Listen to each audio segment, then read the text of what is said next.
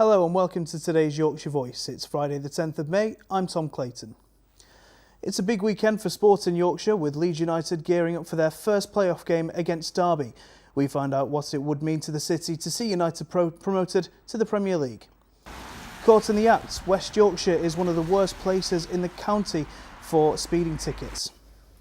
And find out why this 100-year-old greengrocer facing closure lives to see another day on a busy Leeds high street. It's a huge day for Leeds United tomorrow. A win would take them one step closer to the Premier League. United take on Derby County in the first leg of the playoff semi-final. Kick-off is at 5:15. Will Ford has been out and about in Leeds to see what promotion back to the top flight would mean to the city. It's been a long time since Leeds United were the poster boys of English football. A return to the Premier League looked a certainty for a while this season, with enigmatic manager Marcelo Bielsa at the helm. But a late season dip in form means they will now have to do it the hard way, through the playoffs. Having beaten Derby County home and away this season, Leeds fans are confident they can bring a positive result back to Ellen Road ahead of the home tie on Wednesday. I was born in '93. I saw a good side in the Champions League. Since then I've seen nothing but horrendous football. Ken Bates, Chilino, So yeah, everything. If we don't go up this year, I think it might be win or bust. So yeah, hopefully. Massive. Yeah, we've been down here for so long now, and we've had a couple of trips to Wembley, and it's good. Yeah, I think it's to get the club where they're supposed to be.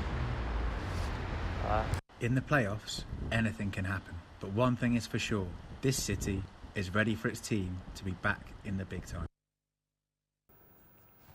Well, sticking with United, the LS11 podcast has been nominated for an award at the 2019 British Podcast Awards. The podcast discusses everything about the club and welcomes special guests this season, including legends Simon Grayson and Neil Sullivan. Well, from LS11, Darren Harper joins me now. Darren, welcome to Yorkshire Voice. Thanks very much, Tom. Let's focus on the Whites for just a second. This weekend marks a massive stepping stone in the club's history, the start of the playoffs. What's been the feeling around the city and around the club generally? I suppose it's one or two things. There's a bit of disappointment that they've not gone up automatically because obviously they were top at Christmas. No championship club that's top at Christmas hasn't gone up automatically until Leeds United, but Leeds never do things easily. So I think fans themselves and the whole city is, well, probably a bit worried, but I don't think they've got too much to worry about the game itself. But look, there's going to be a packed out crowd next week for the return leg. They've just got to get the business done down at Derby tomorrow. And looking at the season as a whole, they've taken a squad that went from 13th last year to 3rd this year. Does this season mark the development of the players or just how exceptional Marcelo Bielsa is as a manager? I think, yeah, the Bielsa effect, you can't put money on that. Well, you can. It's probably millions of pounds that they pay him. But I think realistically, it's, apart from Barry Douglas, it's the same squad that Paul Heckingbottom had at the end of last season. And he has got the absolute best out of every single player. He's had some great kids coming through as well. It's an astounding achievement of what he's done. Whether or not they can get over the line and get promotion from these playoffs, Leeds don't have the best history in playoffs, so, fingers crossed. And just one quick one, do you think Leeds will go up? That's the $64 million question. I fear the playoffs. I think, look, if they get through the Derby in the semi-finals, I'd put money on Leeds doing it this time. So moving swiftly onto the podcast, obviously why we're here. Tell us how you reacted when you found out that you were being nominated for a national award. Yeah, but shock more than anything else, because I thought I'd actually messed up the nomination. I'd sent the nomination package down to the British Podcast Awards, paid the fee, and then popped it in for the category of Best Sports Podcast. And then another friend of mine who does another podcast said, oh, yeah, so you've gone in for the Best New Podcast. I was like, no. So I thought I'd absolutely made a complete mess of it. But then, obviously, it comes through that we've been nominated alongside some really big guns in podcasts. So, quite chuffed.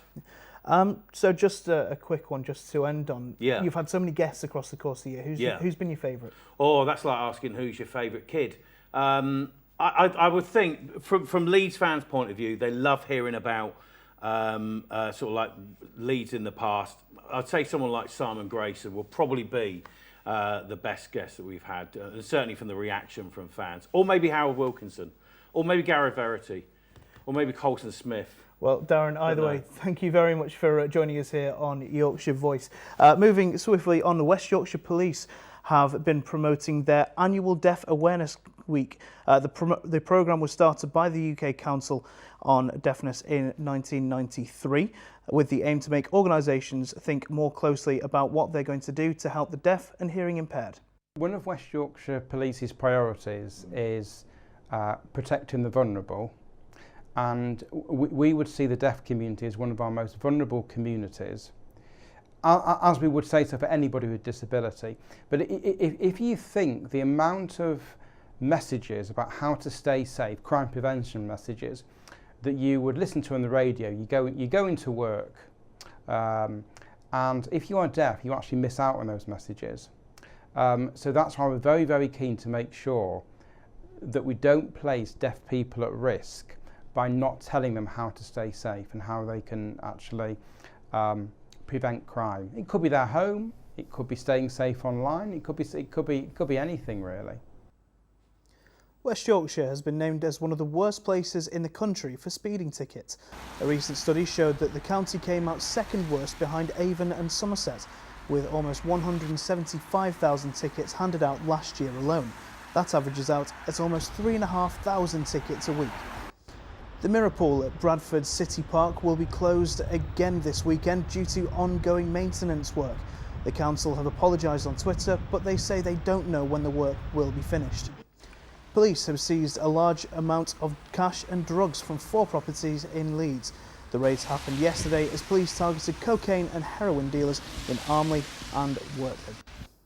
Our next main story, campaign group Bradford Live have won a bid to turn the old Bradford Odeon into a live music venue. We sent Harry McMullen to find out more. First completed in 1930 as a picture house, the Bradford Odeon has since been a concert venue, a bingo hall and a ballroom. In its heyday, the Odeon hosted artists such as the Stones and the Beatles, but since 2000 it has stood derelict. Recently, campaign group Bradford Live won the council vote to turn the site into a performance space once again. It was the biggest cinema ever built in England outside of London, and it was considered a palette of entertainment at the time. It's a very special building. It's been knocked about a bit over the years, but the essence of it is still there, and particularly the ballroom, for example, is very well preserved. So it's a great building and well worth saving. With a project price tag of 23 million, Lee was keen to stress the Odeon's potential to become a world-class performance space for the city. If we do our job right, it's going to be arguably the best live music, live entertainment venue in the country. With a standing audience in the stalls listening to live music, you've got a capacity of nearly 4,000, so you've got the excitement of a big crowd, but you've still got the intimacy. You can still see the performers on stage. So it's not only a Bradford venue, it's a Yorkshire venue, and I think it would pull in people from across the country really. It's that significant. With work not expected to be completed until autumn 2020, the people of Bradford will have to wait a little longer for their cultural gem to rise from the ashes. Now, it's not just Leeds United who face a big game this weekend. In Rugby League, Bradford Bulls and Leeds Rhinos face off for the first time competitively since 2014 in the Challenge Cup. Our very busy Bradford correspondent Harry McMullen has been out finding out how the Bulls have been preparing for the game. Bradford Bulls is Odsal Stadium on a wet Friday afternoon as staff prepare to welcome old rivals Leeds Rhinos in the Challenge Cup 6th round tomorrow. This fixture used to be played out at the top of Super League, but after a series of Bradford relegations, this is the first time the two clubs have met since 2014. The club are happy to have the fixture back. It's great for the city, something to look forward to, the Leeds Bradford derbies. It's something we all miss as a city, and you know the football's not gone as well this year, so we're going to get a lot more fans, and if we can play well tomorrow and give the fans something to scream and shout about and just hold us heads high really and give a good performance, I'm sure they'll enjoy it. And it, as you say, it's massive for the city, you know, people coming out in numbers and supporting the local team. It's something that I'm sure everyone's looking forward to. Despite the Bulls being a whole division below Leeds, The recent sacking of David Furner may be a factor in tomorrow's final result. They've just sacked their coach as well, so they're in a bit of disarray. If there's ever a time to play Rhinos, it's now. So it's great for us, really, and we're going to come out all guns blazing. With Furner or without Furner, the Bulls must still be on their A game against the 13-time winners of the Cup. It's a weird one. I think with the sacking of the coach, it's going to go one or two ways. It'll either galvanise them and bring them closer together, or like you say, it might cause disruption. So we don't know, and I don't think anybody does know until Saturday afternoon, and see how the game goes. But yeah, we've just got to kind of worry about ourselves, what we can do. Obviously, try and stop their threats, which we do know about. And yeah, if we play to our best of our ability, I'm quite confident that we'll put a good performance in. With a 5-figure attendance expected tomorrow at Odsall, and over 2 million viewers expected to tune into the BBC's coverage, this is lined up to be one of the all-time great Challenge Cup clashes. Thousands of runners will flock to Leeds this weekend for the city's half marathon. The race will begin at around 9 a.m. this Sunday on the Head Road before it circuits towards Meanwood, Kirksall and back to the city centre. There's a full list of road closures on the Yorkshire Voice website. More bus changes are set for Leeds. The timetables will change again a week on Sunday, and First Bus promised this will improve punctuality. See the First Bus website for more details. It's been good news for a busy greengrocer in Headingley, which has been saved by the local community. The premises on North Lane has been a greengrocer for over 100 years, but it was facing closure as Abby McClure went down to see the new store. This greengrocer has been a familiar sight in Headingley since the First World War, but shoppers were devastated to find it closed earlier this month. Former owner Keith Harris retired a couple of years ago, and his family decided to sell up the business. But thankfully help was at hand. The community group, the Headingley Development Trust, used its investment fund to take over the shop. We've had fantastic volunteers who were cleaning and painting and making it happen. People have loved it. People keep coming back and saying, "Oh, you've opened again. That's fantastic." The shop has reopened under a new name, the Headingley Greengrocer. Some staff have stayed on, but the trust has hired a new manager who has been busy since the opening. We've had really good feedback so far. The strawberries are our biggest sellers. The asparagus flies out.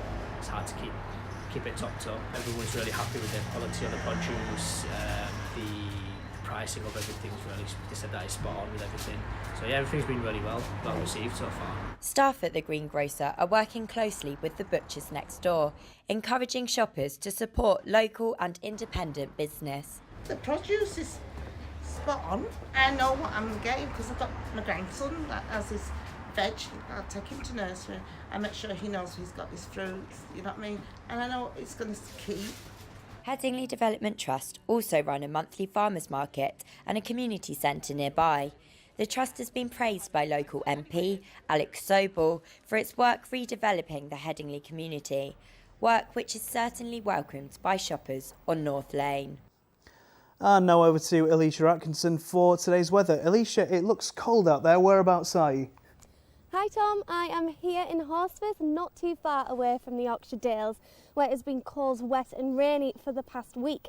That should ease tonight, where there'll be scattered showers, mist and cloud, with lows of 4 degrees. Tomorrow is going to be very similar to today, where it starts off very cold and wet, but again they'll ease into the afternoon. There'll be highs of 13, but it will drop to 6 degrees. It's not all doom and gloom though, because the jet stream is shifting north, which is great if you're running the half marathon on Sunday. The jet stream will bring milder weather climbing day on day into next week, and it's also expected to be 17 degrees by Monday. So good luck if you're running the half marathon, and back to you, Tom, in the studio. Thanks, Alicia. Well, that's all from us here at Yorkshire Voice, and don't forget to follow us on Twitter at Yorkshire V for more news. But from all of us, have a good weekend. I'm Tom Clayton. Good evening.